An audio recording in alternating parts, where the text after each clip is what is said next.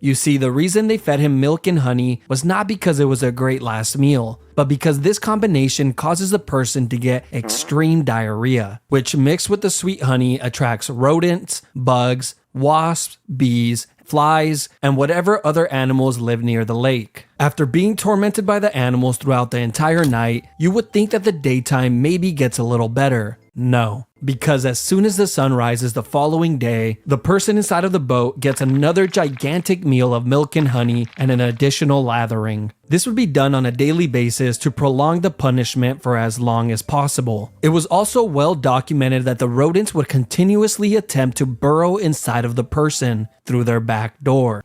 A writer named John Sonaris wrote in great detail about one of these incidents. He would go on to say that it was one of the most horrid and cruel forms of punishment since it was terribly long and seemed to have no end in sight. He wrote about a man who survived for an entire 17 days before he finally died from his wounds. Apparently, the man spent his last few days with his entire face completely covered with wasps, and his flesh rotting away filled with swarms of parasites and worms, all while being covered in his own filth.